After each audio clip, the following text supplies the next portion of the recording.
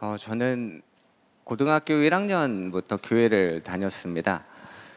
중학교 3학년 겨울방학이 됐을 때 저희 교회를 다니고 있었던 친구들이 저희 집에 찾아와서 부모님께 수련회를 같이 보내달라고 무릎 꿇고 이렇게 부탁을 했었던 친구들이 있습니다. 근데 부모님이 그 겨울 수련회는 허락하진 않으셨는데 제가 그 계기로 이제 고등학교 1학년부터 이제 교회를 다녔거든요. 이제 교회를 다니고 예수님을 만나고 나서 어떤 생각이 들었냐면 제가 그 친구들을 초등학교 5학년 때부터 알았거든요.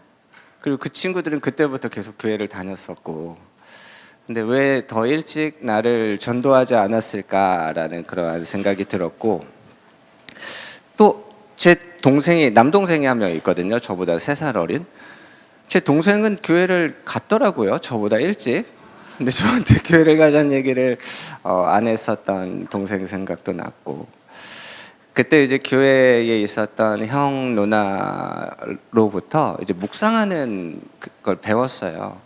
어떻게 배웠냐면 그냥 큐티 책을 저한테 사주고 같이 불러서 같이 큐티를 하고, 그리고 같이 말씀 묵상한 걸 나눔을 하고 그런 시간을 가졌습니다. 그러다 보니까 이제 저도 이제 혼자 말씀을 묵상하는 삶을 살았는데, 고등학교 시절에 저의 묵상 시간은 딱 정해져 있었어요. 언제였냐면 학교에 등교해서 첫 번째 쉬는 시간 10분은 저의 묵상 시간이었어요. 그래서 그 쉬는 시간에 친구들 이렇게 놀 때 저는 가방에서 묵상책 꺼내서 묵상을 했죠. 고등학생 때 저는 10분이면 충분했습니다. 예. 말씀 본문 읽고 이 본문 내용이 어떤 내용인지 이렇게 적고, 오늘 나에게 주시는 말씀 적용하고, 그리고 내가 구체적으로 적용할 사항 한 가지 두 가지 이렇게 적고 딱 그렇게 묵상을 시작했던 때부터 지금까지 이제 말씀 묵상을 하고 있습니다. 제가 살아오면서 한 2년 정도의 시간을 묵상을 정말 빠짐없이 했었던 시간이 있어요. 그때가 언제인지 아세요? 그렇죠. 군대에서입니다. 제가 군 생활을 할 때에는 하루하루를 지내기가 너무 힘들다 보니까 말씀을 아침에 묵상하지 않고는 하루하루를 지내는 게 너무 힘든 거예요. 이등병 때요. 제 묵상하는 장소는 화장실이었습니다. 화장실 그 변기안. 여러분들이 이제 TV나 드라마에서 보시는 그 군대의 모습이 있잖아요. 내무실의 모습. 근데 저희 부대는 내무실이 하나라고 생각하시면 돼요. 어떤 거냐면 이제 옛날 막사 같은 데인데요. 그러니까 80명의 부대원이 한 공간에서 삽니다. 그러니까 이렇게 문이 없어요. 그러니까 제가 이등병으로 들어가면 제 위로 고참이 80명이 있는 거예요. 그런 부대에서 군 생활을 했는데 이제 묵상을 해야 되잖아요. 근데 이제 고등학생 때보다 이제 말씀을 보는 이제 그 깊이가 조금 더 늘어서 한 3, 40분을 제가 이제 말씀을 묵상하는데, 화장실에서 고참들이 저한테 변비냐? 라고 물어보는 거예요. 그 군대에서의 제 그 수첩을 보면 그 칸칸마다 그때 제가 묵상했던 말씀이 가득가득 적혀 있어요. 그냥 살고 싶어서. 왜냐면 그 말씀의 그 생명이 없이는 그냥 하루하루 지내는 게 너무 힘들었습니다. 근데 지금은 때로는 좀 살만한가 봐요. 그래서 묵상을 좀 깜빡깜빡 할 때도 있는데, 아니 평소에 이제 말씀을 너무 이제 자주 보다 보니까. 근데 제가 이제 목사로 말씀을 주로 어떻게 보냐면 이제 설교 준비를 위해서 봅니다. 그래서 저도 제가 이제 말씀을 설교 준비가 아니라, 그러니까 하나님이 주시는 그 말씀을 이렇게 좀 저 개인적으로도 받고 싶은데, 은혜가 있으면 이걸 어떻게 정리해서 성도들한테 나누지라는 쪽으로 제가 이렇게 말씀을 많이 보게 됐는데, 그러다 보니까 이제 예전에 그러한 생각들이 참 많이 나는 거예요. 나는 말씀 보는 게 좋았고, 제 가방엔 늘 성경책이 있었거든요. 요즘은 더 좋죠. 그 스마트폰이나 이런 데 성경 어플이 다 있으니까. 저는 지하철로 어디를 갈 때나 버스로 어디를 갈 때는 딱 그 자리를 잡으면 늘 성경을 꺼내서 성경을 읽으면서, 그래서 색연필을 늘 가지고 다녔거든요. 이렇게 색칠하면서. 나중에 제가 색칠을 왜 했는지를 몰라요. 그냥 막 이렇게 칠해놨으니까. 그렇게 말씀을 읽고 보았던 시절들. 저도 교회에서 성도들과 이러한 얘기를 나누면 주로 제가 옛날 얘기를 많이 해요. 옛날에 내가 이러한 사랑, 이러한 은혜가 있었다라는 이야기를 많이 하거든요. 말씀이 우리에게 정말로 생명이고, 우리가 말씀을 가까이 할 때 우리에게 힘을 주시고 그것이 능력이고, 이러한 고백을 계속 했습니다. 기도의 능력을 저희가 믿죠. 제가 예전에 간사로 사역을 할 때 천안에 있는 고등학생들과 함께 기도 모임을 했어요. 기도 운동을 했어요. 그래서 천안에 12개 고등학교에서 기도 모임을 했습니다. 근데 각 학교에서 이제 기도하는 친구들이 같이 이제 정기적으로 모여서 이제 같이 예배도 드리고, 또 각 학교에서 기도하는 시간들 갖고 했었는데, 그 이제 친구들과 함께 이제 그 같이 모임을 하는 날 제가 이제 말씀을 전하는데, 제가 지금 여기 수련회 와서 느끼는 느낌처럼 너무 말씀을 잘 듣는 거예요. 여러분 지금 말씀을 정말 잘 듣고 계시거든요. 말씀을 잘 듣는 분들 앞에서 말씀을 전할 때는 막 신이 나요. 막 흥분합니다. 그래서 저도 그날 친구들과 이제 말씀을 나눌 때 이 친구들의 눈이 막 이 하나님의 말씀을 막 받으려고 하는 그 마음이 막 느껴지니까 제가 신이 나가지고, 저희가 이제 학교에서 기도하는 학생들이잖아요. 그러니까 우리가 학교에서 이제 기도하는 삶을 살아야 되는데, 너희들이 학교에 등교하면 가장 먼저 이제 책상에 앉아서 기도해라. 하나님, 오늘 이 학교를 축복하여 주시고 오늘 진행되는 수업을 축복하여 주시고 기도해라. 그럼 아이들이 이제 기도하겠다는 거죠. 그리고 이제 학교에서 이제 점심을 먹잖아요. 급식을 먹을 때 기도해라. 근데 여러분 급식 먹을 때 기도하시죠? 점심 드실 때. 근데 제가 신이 나다 보니까 이 친구들한테 뭐라고 얘기했냐면, 야, 너희들 밥 먹을 때 친구들과 같이 먹을 거 아니냐? 친구들한테 야, 내가 기도할게 하고 소리내서 기도해라. 하나님, 오늘 이 음식 먹고 우리가 그 살 안 찌게 해주시고 뭐 이렇게 해서 기도해라. 그럼 너희들 같이 밥 먹는 정도의 친구면 친한 친구들일 거 아니냐. 기도해라 했더니 그 친구들이 그 기도를 하겠다는 거예요. 제가 막 흥분을 했죠. 막 신이 나가지고. 그래서 제가 세 번째 얘기를 했어요. 어떤 얘기를 했냐면, 야, 수업을 시작할 때 혹시 선생님이 그냥 수업을 시작하시려고 하면 손을 들어라. 선생님, 제가 오늘 이 수업을 위해서 기도하고 싶습니다. 하나님, 수학 시간입니다. 우리에게 지혜를 주시옵소서. 하나님, 영어 시간입니다. 우리의 입을 열어주시옵소서. 이렇게 기도해라. 근데 제가 그 말씀을 전하고 돌아와서, 일단 전 고등학생이 아니니까 제가 가서 그걸 하진 않잖아요. 말씀을 전할 때 그 친구들이 이제 그러한 도전을 받은 거잖아요. 그렇죠. 그리고 그 다음 모임이 됐습니다. 이제 이 친구들이 이제 학교에 등교하면 그 딱 도착해서 기도하는 거죠. 밥 먹을 때도 친구들 먹을 때 대표 기도, 식사 기도를 했다는 거죠. 그리고 이제 세 번째 기도를 한 친구가 있을까요, 없을까요? 그렇죠. 있으니까 제가 얘기를 하겠죠. 친구들이 막 오는 거예요. 그래서 본인이 직접 얘기하기 좀 쑥스러웠나 봐요. 막 와가지고 그 간사님, 이 친구가 영어 시간에 손을 들고 수업을 위해서 기도하고 싶다고 이야기했대요. 근데 그 영어 선생님이 교회를 다니는 분이었다고 합니다. 근데 여러분, 교회를 다니는 선생님의 수업에서 학생이 손을 들고 기도하겠다고 하는 게 쉬울까요? 어려울까요? 어렵죠. 제가 그 친구들을 보면서, 제가 사역자지만 제가 참 많이 배우고 도전받고, 기도의 능력.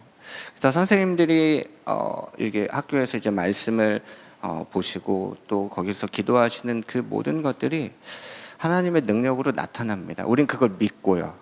믿고 우리는 그 믿는 대로 살아가는 겁니다.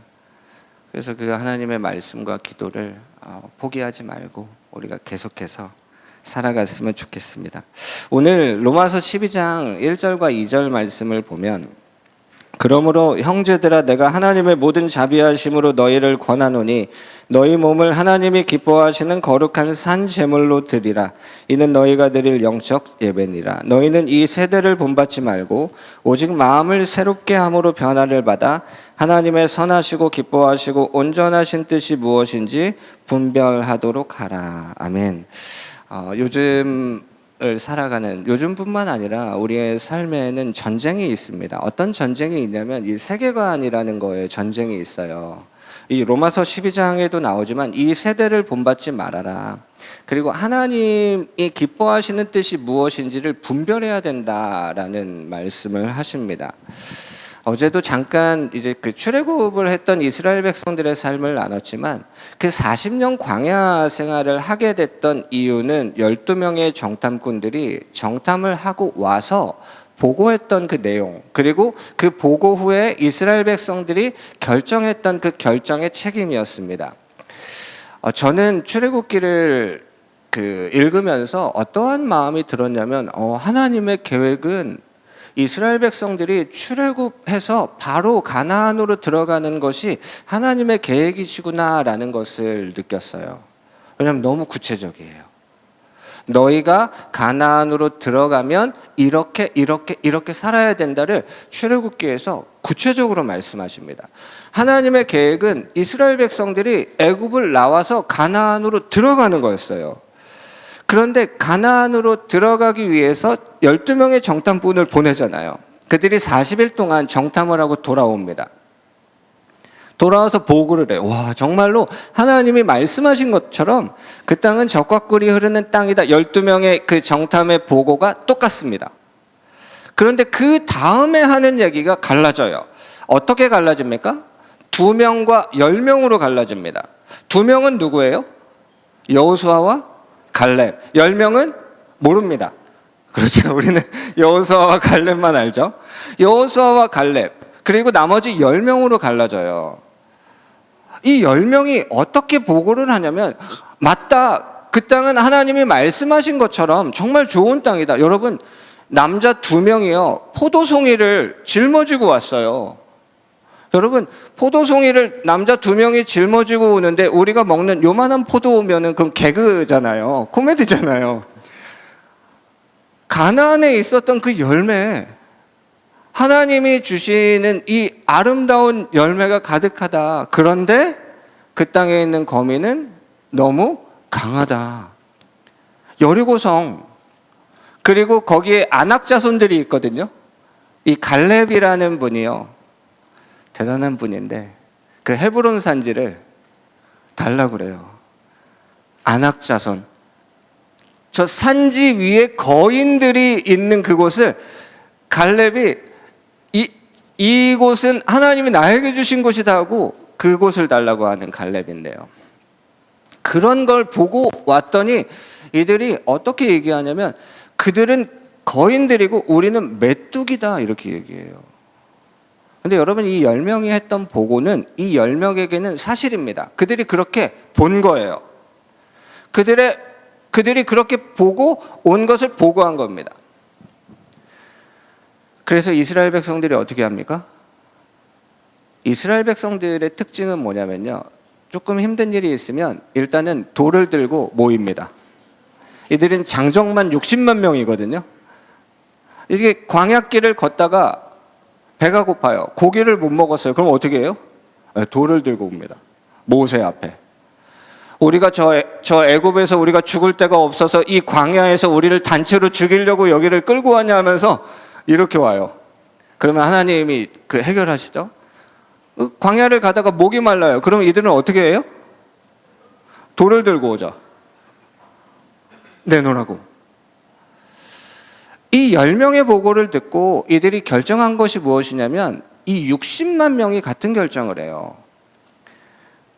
그래서 이 세계관이라는 것이요, 우리가 어떻게 이것을 바라볼 건지가 얼마나 중요한지가요, 이스라엘 백성들은 어떤 결정을 합니까? 가나안으로 가지 않겠다고 결정을 합니다.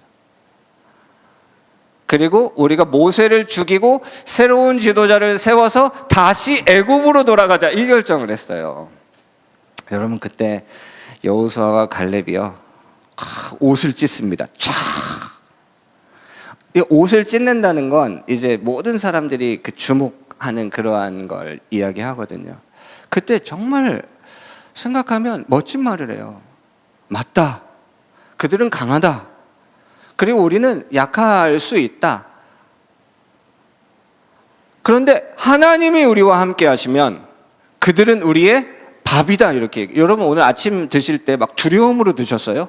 이 밥이 날 죽이면 어떻게 하지? 그렇게 우리가 밥을 먹진 않아요. 밥은 그냥 우리가 먹습니다. 하나님이 우리와 함께 하시기 때문에 그들은 우리의 밥이다. 우린 가나안으로 가자 하면 여러분 이런 영화나 드라마 보면 이럴 때 딱 다들 막 빛이 막 비추면서 막 눈물을 흘리면서 회개하면서 해야 되잖아요. 모세를 죽이려고 했던 걸 이제 세 사람을 다 죽이려고 하는 거예요. 여러분 제가 그 장면을 보면서 어떤 묵상을 했냐면 여러분 지금 그 수많은 무리들 중에 하나님을 위해 서 있는 사람이 딱 세 사람이었어요. 모세랑 여호수아랑 갈렙. 하나님 마음이 어떠실까? 그들이 이제 돌을 들어 죽이려고 할 때 하나님이 땅 막 가르시고 거기에 빠져서 막 죽고 막 하나님이 정리하시거든요. 그리고 나서 하나님 말씀하신 거예요. 하루를 1년으로 해서 너희는 40년을 광야를 돌면서 지금 이 결정을 했었던 때에 20살 이상의 사람들은 광야에서 다 죽을 거다. 그래서 가나안으로 들어갈 수 있는 사람들은 그 결정을 했던 때에 20살 미만입니다. 그래서 가나안에 딱 들어갔을 때에 여호수아와 갈렙을 제외하면은 가장 나이가 많았던 남자는 몇 살일까요? 60살인 거죠. 여호수아와 갈렙은 80살입니다. 그 두 사람만. 그리고 정복 전쟁을 5년을 합니다. 그런 시간을 보낸 거예요. 여러분 이 두 명이 가지고 있었던 이 관점, 이 세계관, 어떻게 보면 우리가 이야기하는 이 성경적 세계관으로 이스라엘 백성들이 결정했으면요 광야 40년을 돌지 않았습니다. 가나안으로 들어가는 거죠.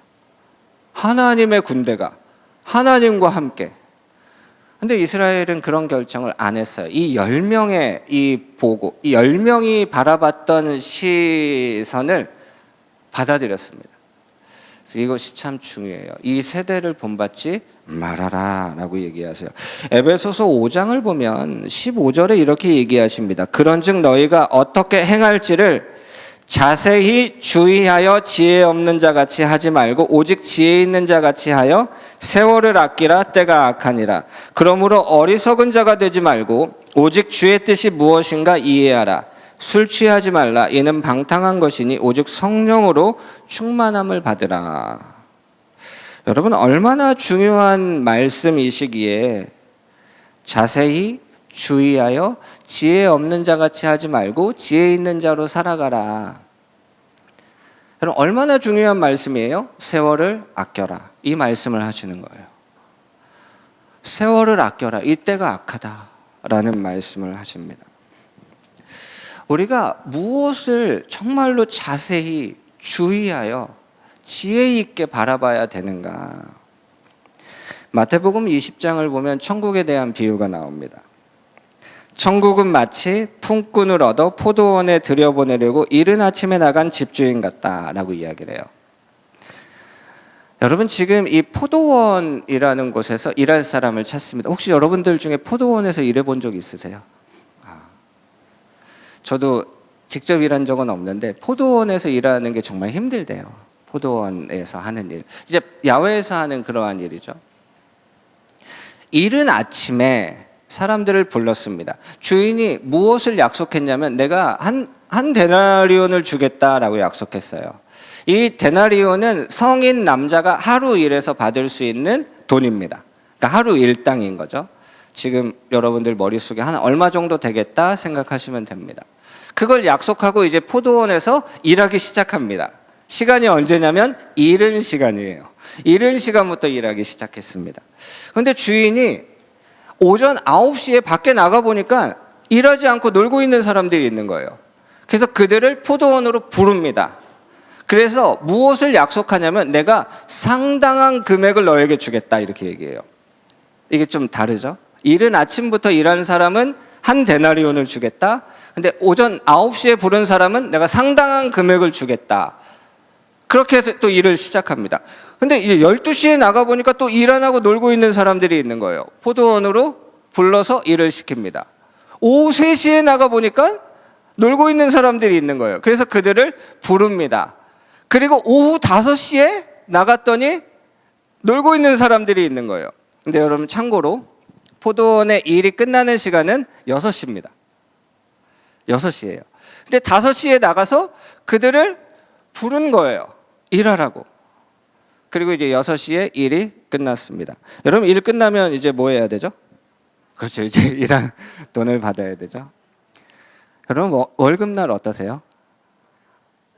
요즘 이제 봉투를 안 받으시고 다 이제 입금이 되시니까 느낌이 안 나실 수도 있는데 봉투를 받는다고 생각하면 이제 일당을 받는 거죠. 근데 주인이 돈을 주는 순서를 어떻게 했냐면 이제 역순으로 하는 거예요. 5시에 온 사람부터 이제 돈을 주기 시작합니다. 5시에 온 사람한테 주인이 얼마를 주냐면 한 데나리온을 주는 거예요. 한 15만 원, 20만 원 정도 하루 일당이라고 하면 그걸 주는 겁니다. 그럼 뒤에 3시부터 일한 사람은 어떤 마음이 들까요? 한 데나리온을 받습니다. 12시부터 일한 사람에게 한 데나리온을 줍니다. 9시부터 일한 사람에게 한 데나리온을 줍니다. 9시보다 이른 아침, 몇 시인지 몰라요. 이른 아침부터 일한 사람한테 한 데나리온을 줍니다. 어떤 일이 일어날까요? 여러분 1시간 일했는데 하루 일당 받았어요. 그리고 3시간 일했는데 하루 일당 받았어요. 여러분들에게 그렇게 여기서 행했다고 생각해 보세요. 어떤 일이 일어나요? 불만이 일어납니다. 누가 가장 불만이 많을까요? 이른 아침부터 일한 사람이 불만이 너무 심하죠. 그래서 어떻게 합니까? 와서 원망합니다. 어떻게 이른 아침부터 일한 나와 지금 하루 종일 놀다가 저기 5시에 와서 잠깐 일한 사람과 똑같은 돈을 줍니까? 라는 불만을 얘기합니다. 그때 주인이 하는 얘기가 참 놀랍죠. 나는 너랑 한 데나리온을 약속하지 않았냐라고 말합니다.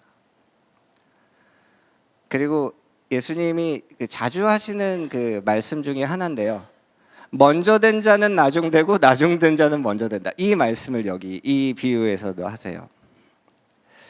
그럼 이러한 이야기를 들으면요, 조금 이거는 불만이 생길 수도 있잖아요. 당연한 거잖아요. 이른 아침부터 일하는 사람도 똑같은 돈을 받았으니까.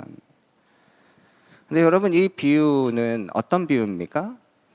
천국에 대한 비유입니다. 여러분 천국은 마치 포도원에 품꾼을 부르러 나간 데나리온입니까? 천국이?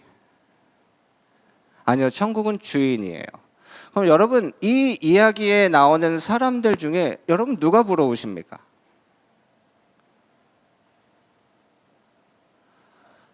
여러분 이 이야기에 나오는 사람 중에 여러분들은 누가 부러우세요?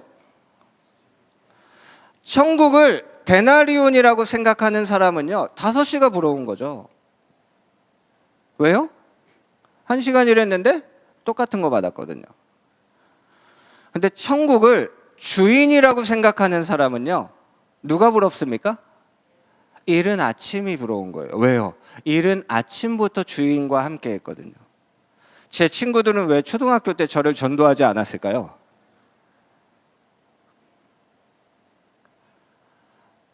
저는 모태신앙이 아닙니다. 저희 아이들은 모태신앙이죠.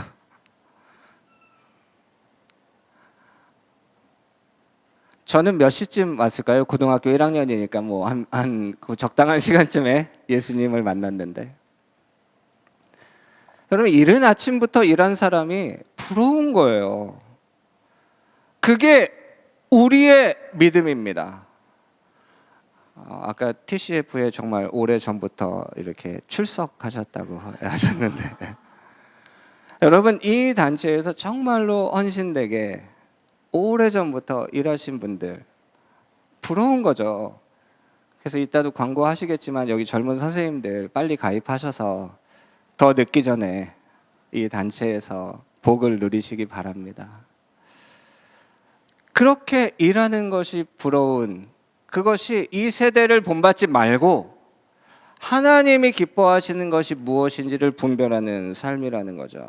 여러분, 빌립보서 2장 16절 한번 같이 찾아보겠습니다. 빌립보서 2장 16절.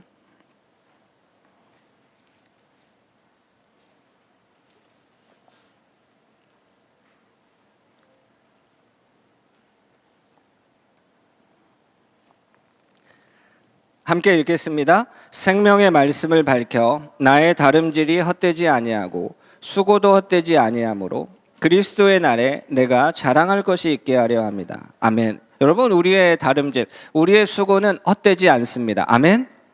우리가 하나님께서 우리에게 주시는 상이 있어요. 아까 찬양 때 우리가 고백했잖아요. 여러분, 우리가 주님을 찾으면 하나님께서 우리에게 상을 주십니다. 아멘. 그걸 우리는 믿어요.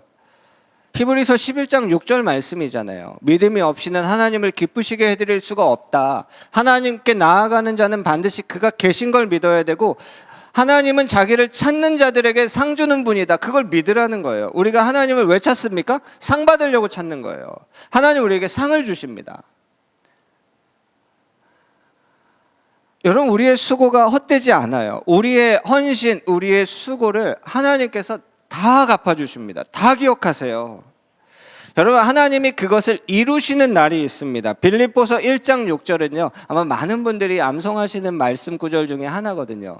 너희 안에 착한 일을 시작하신 이가 그리스도 예수의 날까지 이루실 줄을 우리는 확신한다. 우리 안에 착한 일을 시작하신 하나님께서 그 일을 이루시는데 언제 이루세요? 그리스도 예수의 날이라는 겁니다. 우리가 방금 읽었던 이 빌립보서 2장 6절에도 그리스도의 날이라는 게 나와요. 그리스도의 날, 그리스도 예수의 날. 여러분, 이스라엘 백성들은 하나님께서 이스라엘 백성들에게 자주 하시는 말씀 중에 하나가 예레미야 2장에도 그러한 말씀을 하시는데 나는 너희의 그 첫사랑을 지금도 기억하고 있다라고 많이 말씀하세요. 그 첫사랑이 무엇이었냐면 너희가 씨를 뿌릴 수도 없는 그 광야에서 나를 따랐던 그 신혼 때의 그 사랑을 나는 지금도 기억하고 있다라고 하나님 말씀하세요. 그리고 어떤 얘기를 하시냐면 야, 도대체 내가 너희한테 무슨 잘못을 했길래 너희는 나를 떠나느냐라고 말씀을 하세요. 여러분, 하나님이 우리에게 무슨 잘못을 하셨습니까? 이스라엘 백성들이 하나님을 버렸어요. 그리고 우상을 섬기는 거예요. 하나님이 그 이스라엘 백성들에게 얘기하시는 거예요. 나는 아직도 너희의 그 첫사랑을 기억하고 있다. 내가 너희한테 무슨 잘못을 했냐? 왜 나를 떠나고 왜 나를 버리느냐? 이 예레미야 2장 13절에는 이스라엘 백성들, 하나님 믿는 사람들이 행하는 두 가지의 그 죄가 나옵니다. 이 두 가지는 무엇이냐면 생수의 근원 대신 하나님을 버린 것이고요. 두 번째는 무엇이냐면 스스로 웅덩이를 파고 있는 거예요. 왜요? 생수의 근원된 하나님을 버리니까 어떠한 일이 시작되냐면 목마르기 시작한 거예요. 그러니까 물을 마셔야 되니까 웅덩이를 파는 겁니다. 근데 그 웅덩이는 물을 저장할 수 없는 터진 웅덩이다. 그럼 어떻게 하면 됩니까? 생수의 근원 대신 하나님께 돌아오면 되는데 이스라엘 백성들이요, 제가 요나 말씀드릴 때도 잠깐 말씀드렸지만 요나는 정말로 성의 없이 복음을 전했는데 니누에라는 그 악한 12만 명이 회개하고 돌아오잖아요. 이스라엘 백성들에게는요 하나님이 선지자를 수도 없이 보내십니다. 정말로 많이 보내세요. 예레미야는 눈물의 선지자잖아요. 정말 눈물로 하나님께 돌아오라고 하나님의 말씀을, 예레미야서는 또 길잖아요. 이사야서도 막 길잖아요. 요나서는 저 짧잖아요. 이스라엘 백성들, 하나님께 돌아오라, 돌아오라. 이들이 왜 하나님을 버렸을까?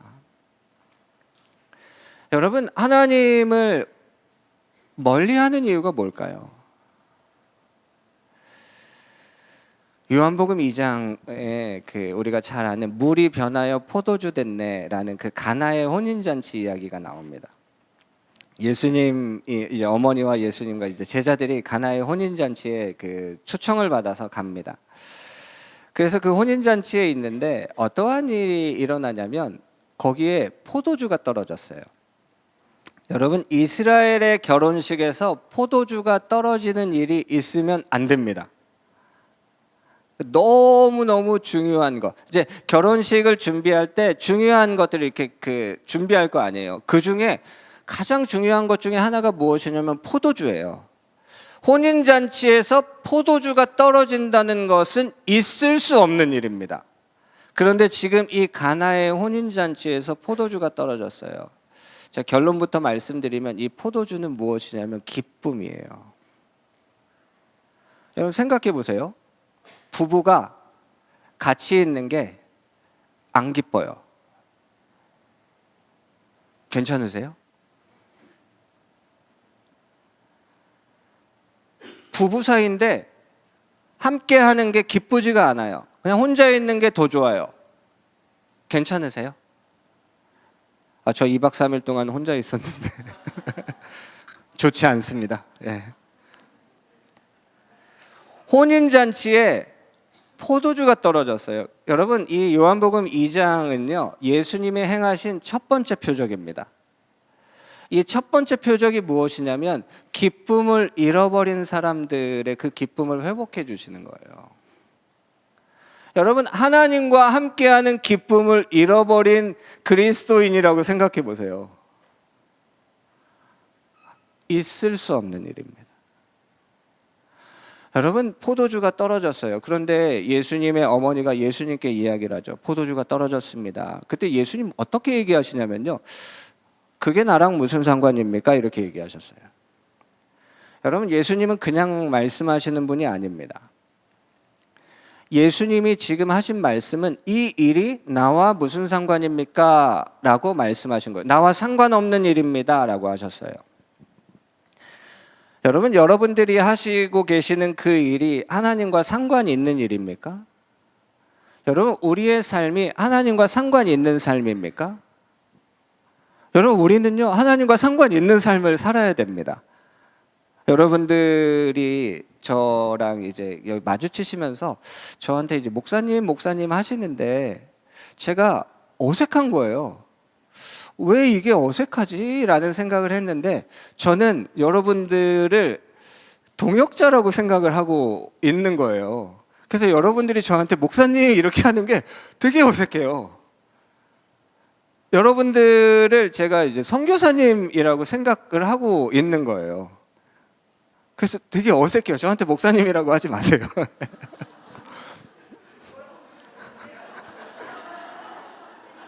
그 되게 어색한 이유가 뭘까? 여러분, 여러분들이 얼마나 대단한 분들인지를 스스로 아셨으면 좋겠어요. 여러분, 저는 이제 어떻게 보면 이제 전임 사역자잖아요. 제가 이번 수련회에 와서 큰 도전을 받고 돌아가요. 그러니까 저도 이 찬양하면서 이 주님의 말씀에 정말 내가 생명을 걸고 있는가? 저 목사잖아요. 다시 한번 제가 이 말씀을 붙잡고 저의 목회 현장에서 나도 이렇게 살아야 되겠다라는 도전을 갖습니다. 근데 저는 사실 믿는 사람들 앞에서 말씀을 전하잖아요. 여러분보다 제가 더 좋은 상황입니다. 여러분들이 처해 계신 상황이 기도 인도해 주시는 선생님 계속 저 얘기하시잖아요. 선교지라고. 제가 그 마음이 드는 거예요. 그래서 저한테 얘기하실 때 왜 이렇게 어색한 거예요, 그게. 여러분들은 저의 동역자시고 여러분들은 선교사님이신 거죠. 무슨 얘기 하다가 이렇게 됐죠? 그렇죠. 우리가 하는 그 일이 하나님과 상관이 있는 일이 돼야 되는 거예요. 선교잖아요. 그렇죠. 이게 나랑 무슨 상관입니까? 근데 여러분 예수님의 어머니가 그 다음에 행하시는 일이 놀라워요. 그래? 그럼 하지 말자가 아니라 하인들을 부릅니다. 그리고 예수님께 보내면서 뭐라고 얘기하냐면 그분이 말씀하시는 그대로 행해라 이렇게 얘기해요. 여러분 예수님은 이 혼인잔치에 초청받아서 온 손님입니다. 근데 이때 예수님이 어떻게 바뀌게 되시냐면 손님에서 주인으로 바뀌게 되세요. 여러분 우리의 삶에 물이 변하여 포도주가 되는 역사는 언제 일어나냐면 우리에게 예수님이 손님으로 계시면은 그 일이 일어날 수가 없습니다. 예수님이 손님으로 계시다가 주인이 되시는 그 순간 하나님이 행하시는 그 이 첫 번째 표적, 이 놀라운 기적이 그때 일어나는 거예요. 그래서 하인들에게 뭐라고 얘기하세요? 이 비어있는 항아리에 물을 가득 채워라. 그리고 나서 어떻게 얘기하세요? 이제 떠다가 연회장에게 갖다 주어라.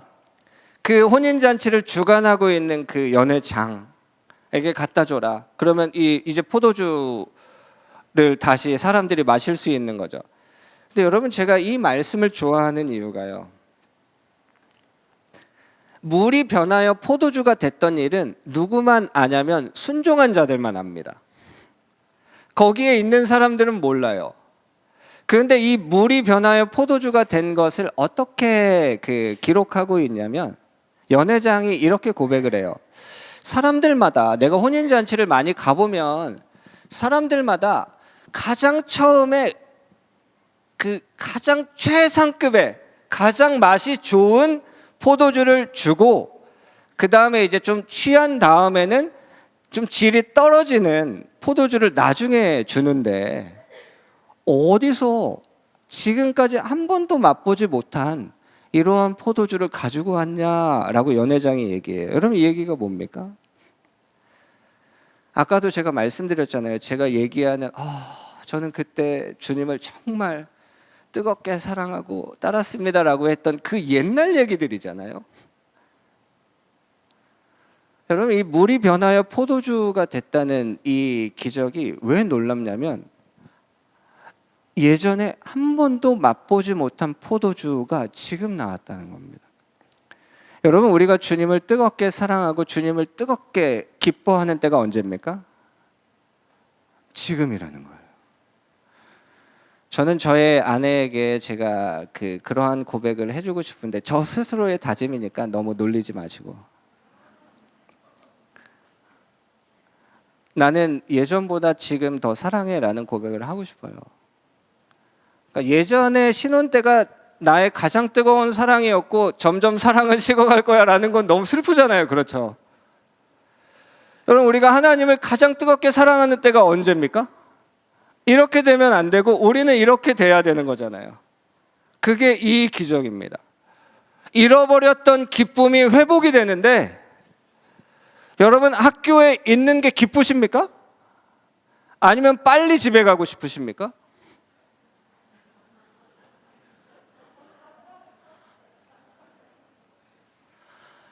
여러분 그 기쁨이 회복되면 제가 목사잖아요. 제가 교회에 있는 게 기쁠까요? 아니면 빨리 집에 가고 싶을까요? 성도들이 주일날 왜 이렇게 빨리 집에 가려고 하는지 제가 종종 얘기합니다. 교회가 싫으냐고. 그 기쁨이 회복됐던 말씀을 펼쳤고 막 기도실로 내가 찾아갔고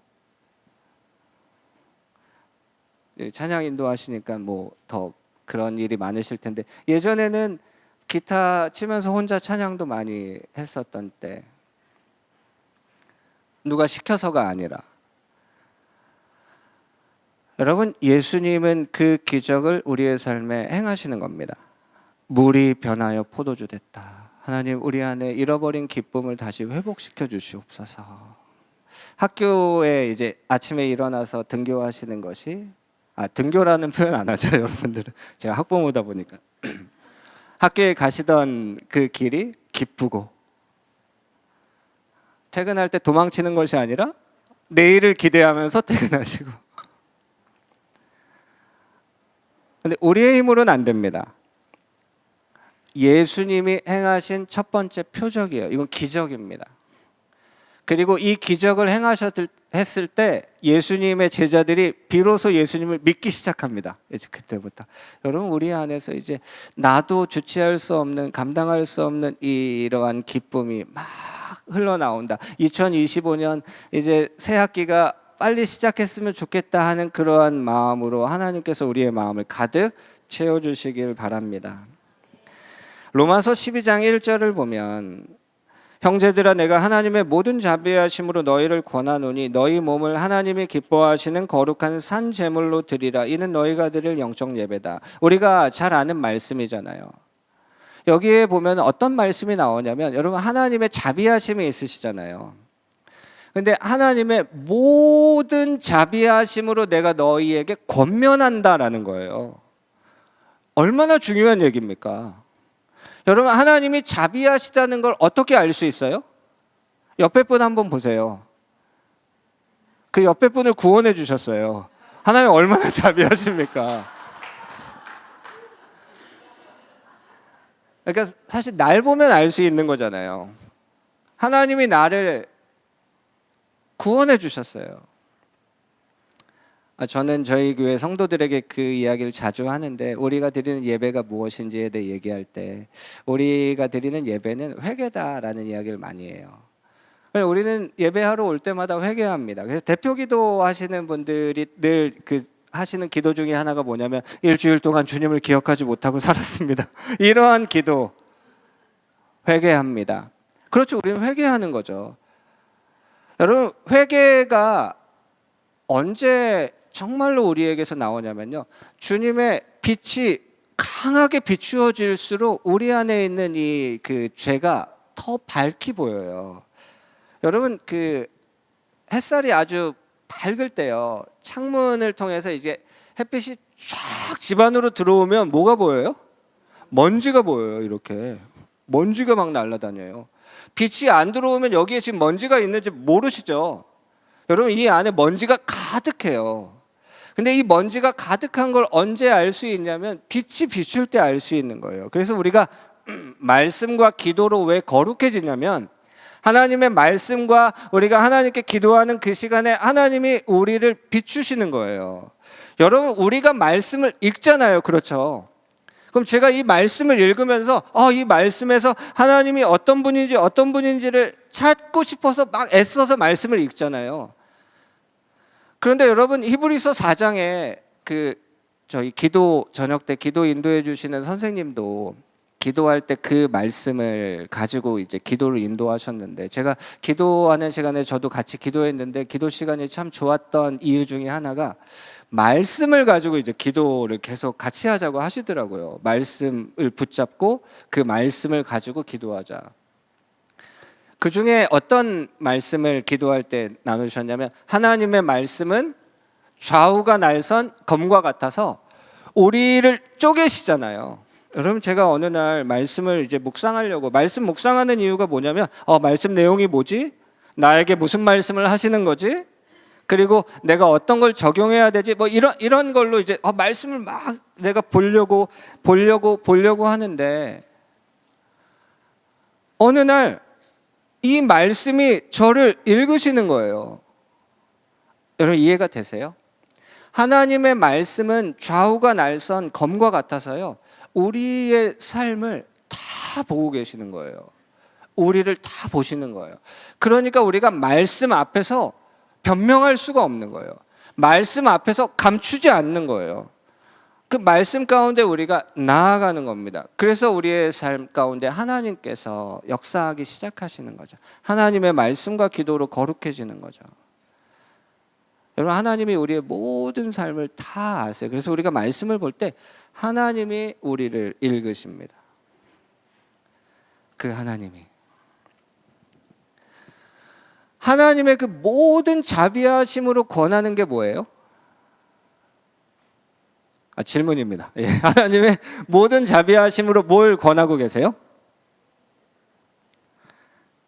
너희 몸을 산제물로 드리라는 거예요. 근데 이걸 어떻게 얘기하냐면 하나님이 기뻐하시는 산제물로 드려라. 일단 뭘 알 수 있냐면 하나님은 우리가 산제물로 드려지는 걸 하나님은 기뻐하신다. 그럼 우린 기쁩니까? 여기에 계신 선생님 한 분을 우리가 여기 위에 이제 산 제물로 바쳐가지고 주님께 드려야 되는데 누가 자원하시겠습니까? 라고 하면 막 기쁨으로, 일단 하나님은 기뻐하세요. 하나님이 기뻐하시는 산 제물, 그리고 이걸 뭐라고 하시냐면 너희가 드릴 영적 예배다, 이렇게 얘기하세요. 여러분, 산 제물로 우리가 영적인 예배를 드리며 살아가는 것이 쉽습니까? 어렵습니까? 쉽습니다. 제가 이제 그 쉬운 얘기를 하려고 해요. 창세기 22장을 보면 하나님이 아브라함을 찾아오십니다. 제가 듣기로 선생님들이 그 창세기를 쭉 보셨다는, 그래서 아마 은혜가 더 되실 것 같은데, 아브라함을 찾아오세요. 아브라함을 시험하기 위해 찾아오십니다. 그리고 아브라함에게 하시는 얘기가 뭐냐면 2절을 보면 여호와께서 이르시되 내 아들 내 사랑하는 독자 이삭을 데리고 모리아 땅으로 가서 내가 너에게 일러준 지시하는 그곳으로 가서 너의, 여러분, 네가 사랑하는 너의 독자 이삭을 나에게 산제물로 바쳐라, 번제로 바쳐라 라고 말씀하셨습니다. 여러분들이 기도하는 시간에 이러한 음성이 들리면 어떻게 하시겠습니까? 아, 요즘 내가 영성이 좀 떨어졌나 보다. 여러분, 하나님이 너의 딸을 나에게 번제로 바쳐라. 번제가 뭔지 아세요? 동물을 잡아서 죽인 다음에 그 배를 가르고 그 내장을 다 빼고 뼈마다 다 각을 떠서 나무 위에 그 제물을 올리고 불을 태워가지고 이 연기를 하나님이 받으시는 게 번제거든요. 모든 걸 다 태워서 하나님께 드리는 제사가 번제예요. 근데 아브라함에게 지금 하나님이 누구를 번제로 드리라는 거예요? 이삭을요. 그렇죠. 사탄아 물러가라 우리가 해야 되잖아요. 내가 기도하는 시간에 왜 이렇게 쓸데없는 생각이 들까 하는 그러한 이야기를 할 정도의 이야기인데, 아브라함은요 이것이 하나님이 나에게 하신 말씀인 걸 알았어요. 그래서 참 놀랍습니다. 아브라함이 어떻게 합니까? 3절에 아브라함이 아침에 일찍이 일어나 출발합니다. 여러분, 그렇죠. 아브라함과 이제 아빠와 아들의 사이니까 관계가 안 좋아가지고 내가 평소에 아들을 빨리 죽이고 싶었는데 하나님이 허락을 안 해주셔가지고 내가 그동안 못 죽이고 있다가 드디어 이제 하나님이 이걸 허락해 주셨으니까 지체하지 말고 아침 일찍 일어나가지고 빨리 이제 죽이러 갈 생각으로 막 신난 겁니까? 아니요. 여러분, 우리가 아브라함을 믿음의 조상이라고 하고 아브라함이 하나님을 따라간 것을 창세기 12장에서는 여호와의 말씀을 따라갔다라고 이야기해요. 그러니까 이 아브라함의 삶이 참 놀랍죠. 그래서 이제 출발을 합니다. 나귀의 안장을 지우고 이제 번제에 쓸 나무를 다 싣고 칼과 이제 불 이렇게 가지고 출발해요. 아브라함과 이삭과 종들이 같이 출발을 합니다. 그렇게 가다가 어느 정도 이제 그 거리에서 종들을 남겨둡니다. 내가 이삭과 가서 번제 드리고 오겠다. 둘이 걷습니다. 아브라함과 이삭이 이제 단둘이 걷기 시작해요. 여러분, 좀 감성적으로 표현하면 이제 내 아들과 이 땅에서 걷는 마지막 걸음입니다. 왜냐하면 아브라함은 실제로 이삭을 번제로 드리려고 했기 때문에 좀 감성적이 되잖아요. 그렇죠? 마지막 걷는 거예요. 여러분, 이런 상황에서 아브라함이 어떤 말을 할 수 있습니까? 이제 저 산 위에 가면, 하나님이 지시하신 저 산 위에 가면 이삭을 내가 칼로 찔러서 죽여서 그 배를 가르고 그 내장을 빼고 그 뼈마다 각을 떠가지고 나무에 불을 붙여서 내 사랑하는 내 아들을 내가 불로 태워가지고 모든 것을 다 태워서 하나님이 그 연기를, 그 냄새를 받으시는 그 번제를 드려야 되는데, 내 아들과 마지막으로 걷는 이 시간에 아빠가 무슨 말을 할 수 있습니까? 아무 말도 할 수 없죠. 근데 그때 이삭이 물어봐요. 내 아버지요? 이렇게 물어봐요. 내 아들아, 내가 여기에 있다. 이렇게 아브라함이 대답합니다. 이삭이 묻는 게 이겁니다. 불과 나무는 있거니와 번제할 어린 양은 어디 있습니까? 라고 물어봐요. 너야 라고 말할 수가 없잖아요. 여러분 지금 이삭이 묻는 게, 여러분 이 질문을 아브라함이 들었을 때 어떤 마음이었을까요? 막 신납니까? 저는 막 이 마음을 너무 감정이입을 하면 힘들어질 것 같아요. 불과 나무는 있는데 번제할 어린 양은 어디에 있습니까? 아브라함이 이렇게 얘기해요. 내 아들아, 번제할 어린 양은 하나님이 자기를 위하여 친히 준비하셨다. 그리고 올라갑니다. 그리고 번제단에 이제 나무를 다 쌓고 그 다음에 아브라함이 어떻게 합니까? 이삭을 묶습니다. 그리고 번제단 위에 올립니다. 그리고 칼을 빼서 이삭을 찌르려고 하는 그 순간에 하나님이 급하게 말리십니다.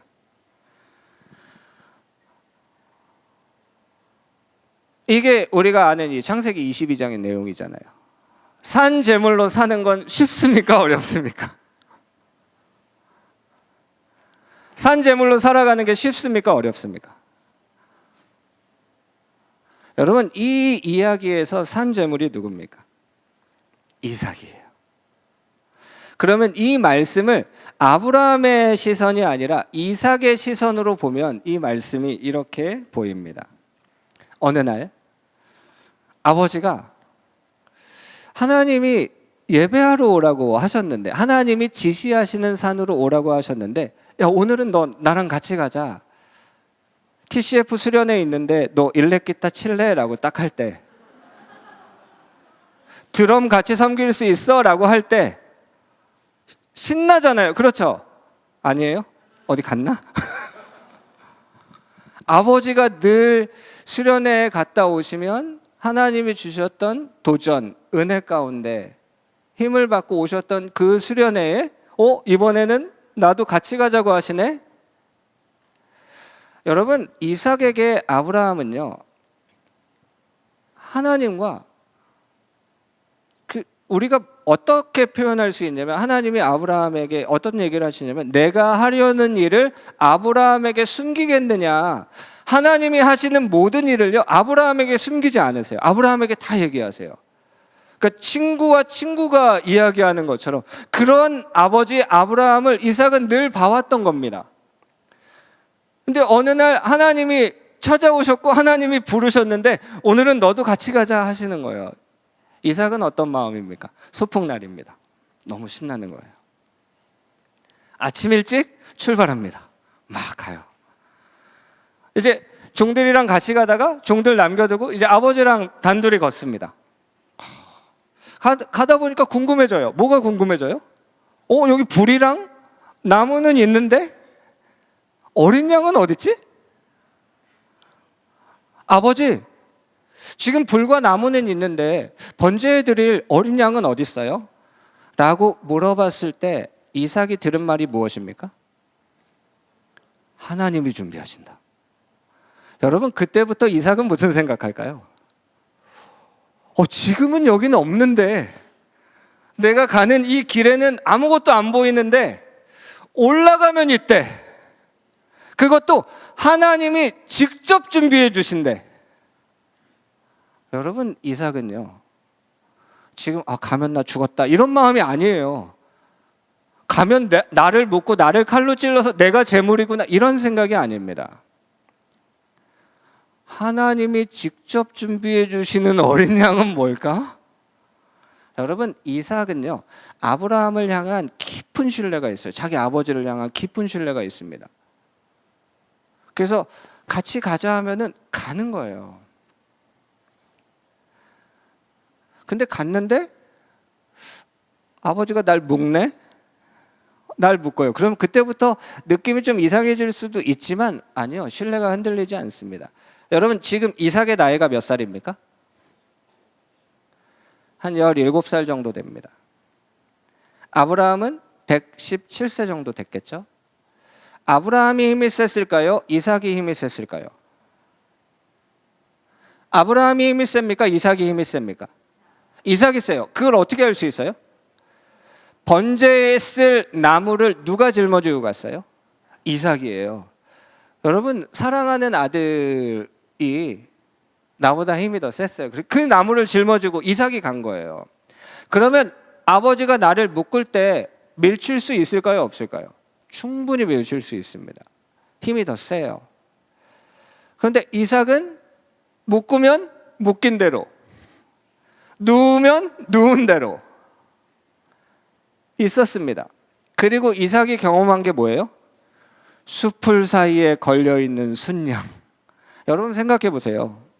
이삭아, 왔는데 양이 없다. 한 마리 잡아와야 된다. 야, 지금부터 빨리 양 한 마리 잡으러 다니자라고 해서, 여러분, 그 들짐승 가축도 아니고요, 그 산에서 있는 그 양 한 마리 잡으라고 하면 쉽습니까? 어려워요. 근데 이삭은 뭐 했어요? 누워 있었어요. 누워 있었어요. 그리고 뭘 경험해요? 하나님이 직접 준비해 주신 어린 양, 숲풀 사이에 걸려 있는 순양, 그걸 가지고 번제를 드립니다. 산제물의 삶이 이거예요. 너희가 드릴 영적 예배다.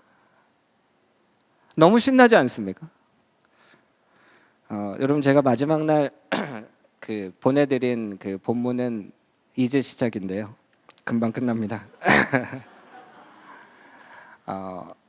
여러분, 이삭 하면은 딱 생각나는 어떤 사건이 있으세요? 그러니까 창세기를 보셨으니까, 창세기에는 이제 아브라함과 이삭과 야곱과 요셉, 이 네 명의 이야기가 나오잖아요. 12장부터 끝까지.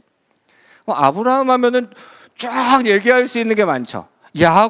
야곱의 스토리 얼마나 대단합니까? 쫙. 요셉, 제가 요셉도 참 좋아하는데 요셉 이야기 쫙. 이삭은요? 이삭 하면 대표적인 얘기가 뭐예요? 우물 파는 얘기예요. 이삭은 우물을 팠습니다. 그게 이제 창세기 26장에 나오는데, 창세기 26장 한번 찾아서 보시면 더 좋을 것 같습니다. 창세기 26장 12절 같이 읽겠습니다. 이삭이 그 땅에서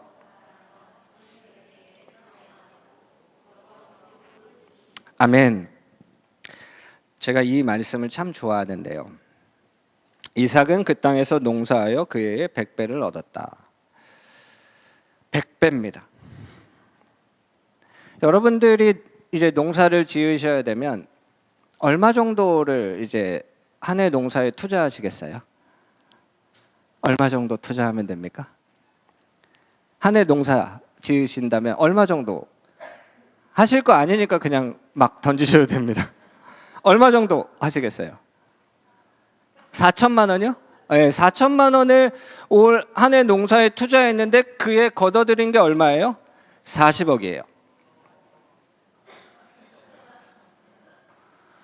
여러분, 성경에 30배, 60배, 100배 이 얘기 많이 들으셨죠? 이삭은요, 그 해에 농사를 지었는데 100배의 수익을 거습니다. 저는 여기에 계신 선생님들이 이러한 축복을 받으시기를 기도하겠습니다. 그럼 여러분, 이삭이 이러한 축복을 받은 이유가 있겠죠? 이유가 있습니다. 여러분, 하나님께서 우리에게 100배의 지금 재정을 부어주신다. 그러면 여러분들에게 이게 축복입니까? 저주입니까?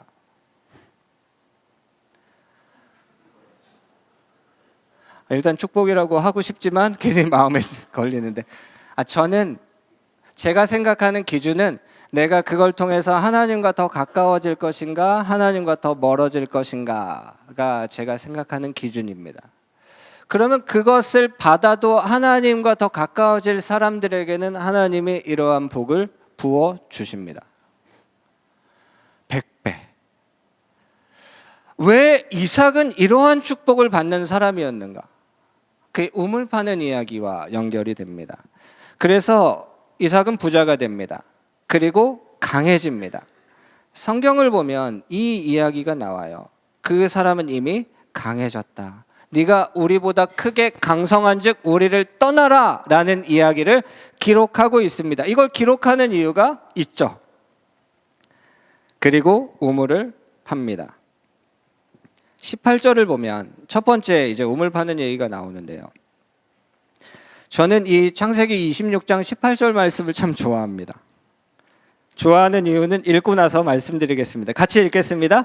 그 아버지 아브라함 때에 팠던 우물들을 다시 팠으니 이는 아브라함이 죽은 후에 블레셋 사람이 그 우물들을 메었습니다. 이삭이 그 우물들의 이름을 그의 아버지가 부르던 이름으로 불렀더라. 아멘. 여기에 나오는 다시라는 이 단어가 너무 좋습니다. 다시 팠다. 여러분 다시 팠어요. 팠던 걸 다시 파는 건 어떤 때는 좀 힘듭니다. 고단합니다. 그리고 이 이야기 자체가 우물을 파는 얘기입니다. 그럼 여러분 이삭이 우물을 왜 팠을까요? 그러니까 이삭은 우물 파는 게 취미입니까? 아니요. 이삭이 우물을 왜 팠을까요? 살려고 파는 겁니다. 물이 없으면 죽어요. 여러분 물을 얻지 못하면 먼저 동물들이 죽습니다. 사람은 먼저 먹어야 되잖아요. 그리고 이제 사람들이 죽기 시작하겠죠. 그럼 여러분 이제 우물을 파는데 한 얼마 정도 파면 될까요? 예? 한 몇 미터 정도 파면 우물이 나올까요? 제가 그 이스라엘 부엘세바에 갔을 때 거기에 이제 표지판이 있고 어떻게 적혀 있었냐면 70m의 우물이었다고 이렇게 적혀 있더라고요. 70m면 여러분들 학교에 있는 운동장, 요즘은 100m 운동장도 많이 없어지더라고요. 그렇죠. 그 길이가 땅으로 가는 거죠. 어떻게 팔까요? 요즘 선교사님들 중에서 이제 우물 파는 사역하시는 분들 계시죠. 그래서 그 우물 파는 기계 갖다가 다다다다다다다 해서 우물을 파시는데 이 당시엔 우물을 어떻게 팠을까요? 그렇죠. 누가 팠을까요? 이삭이 팠을까요? 이삭의 종들이 팠을까요? 종들이 파죠. 막 팝니다. 파다가 손톱이 빠졌을까요? 그렇죠. 손톱도 빠지죠. 막 지금처럼 삽이 좋지는 않았을 거잖아요. 여러 가지로 팠겠죠.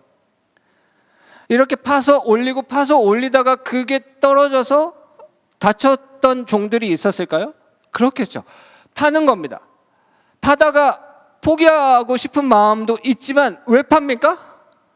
그렇죠. 물이 안 나오면 안 돼요. 그래서 파는 겁니다. 그래서 우물을 판다는 건 고단한 거예요. 힘든 겁니다. 그런데 파는 거예요. 팝니다. 파다 거기에서 뭐가 나와요?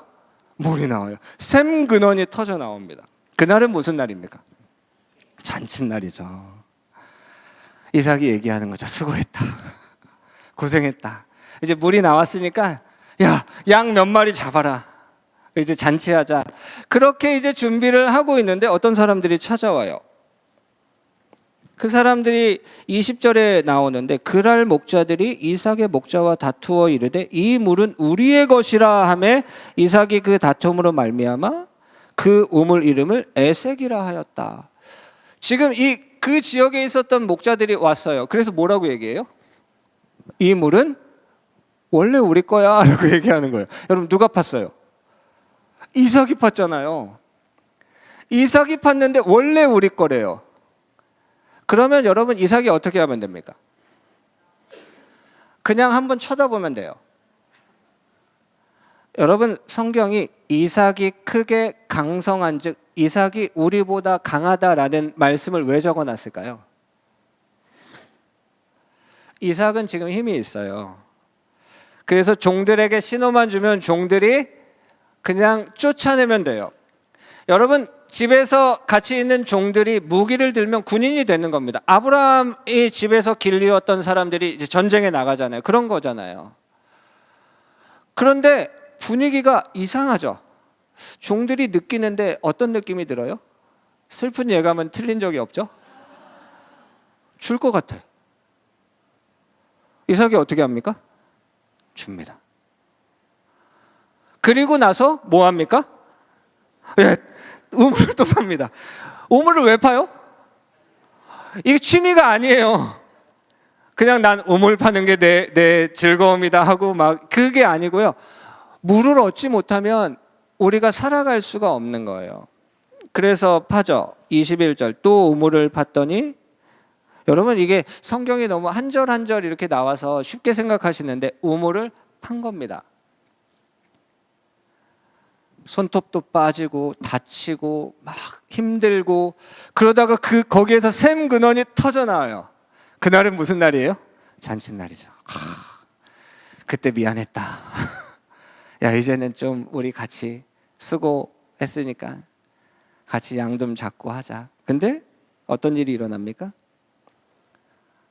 우리 거래요. 여러분 제가 100번 양보해서 첫 번째 우물은 원래 아브라함 때 팠던 우물인데 그들이 막아놨으니까 그래 원래 니네 거였다고 주장을 할 수 있다고까지 이제 100번 양보해서 생각을 해도 두 번째 판 우물은 누가 팠어요? 이삭이 팠는데 자기 거라고. 근데 이삭이 어떻게 해요? 줍니다. 세 번째 우물을 팠는데 거기에서는 다툼이 없었더라. 이게 이 이삭의 이야기잖아요. 여러분 이삭이 우물을 파서 찾아낸 것이 무엇입니까? 샘 근원.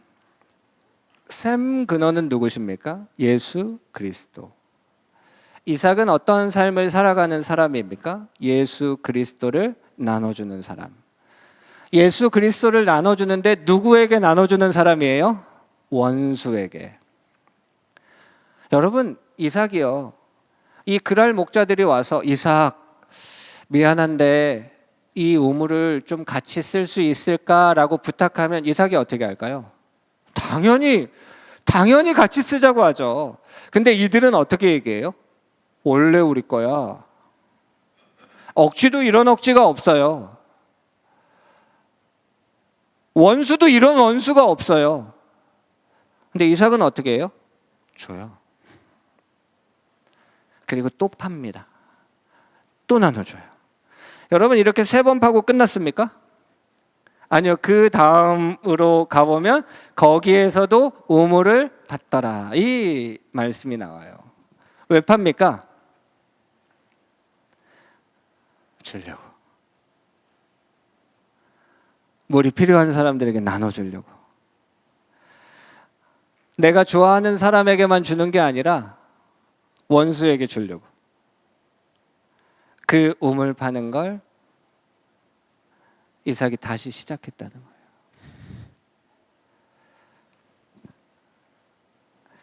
여러분 무너진 곳들이 있잖아요. 우리의 학교가 무너져 있고 우리의 가정이 무너져 있고 우리의 나라가 무너져 있고 남과 북의 통일. 제가 청소년 사역을 하면서 제 마음에 품었던 것 중에 하나가 무엇이냐면 이제 북한에 대한 통일에 대한. 근데 이게 너무 당연한 게요. 여러분 지금 이 자라나고 있는 이 세대는 그런 어떤 나쁜 감정들이 없습니다. 일본에 대한 나쁜 감정도 없고요. 중국에 대한 나쁜 감정도 없고요. 한중일 이렇게 해서 이 청소년들은 다 그냥 친구예요. 그냥 친구입니다. 그래서 제가 청소년 사역을 하면서 그러한 사역을 계속 하려고 했어요. 우리 청소년들과 일본의 청소년들이 같이 만나서 같이 이렇게 훈련도 하고 친구가 되고 한중일 사역을 같이 하려고.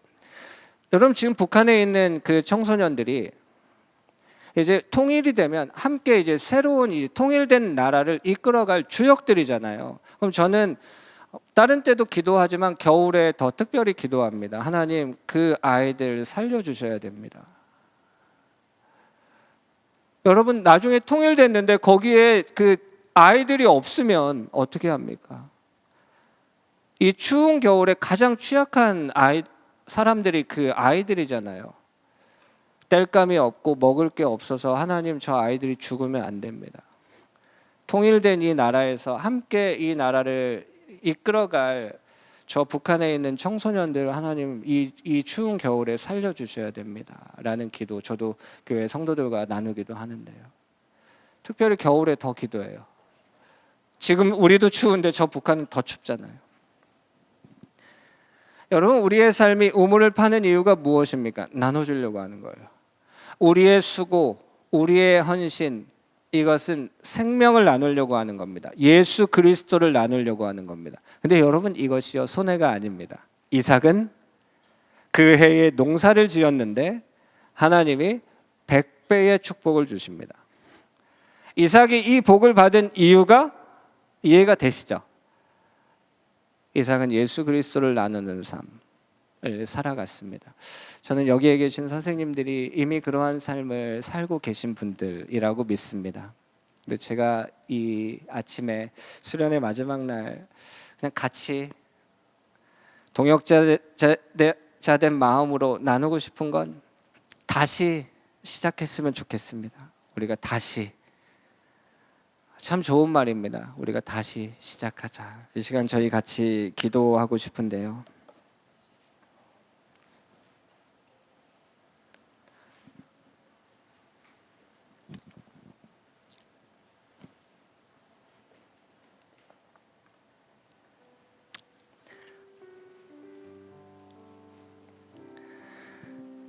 이 우물이라는 것은 반석에 지팡이를 치는 거랑은 너무 다릅니다.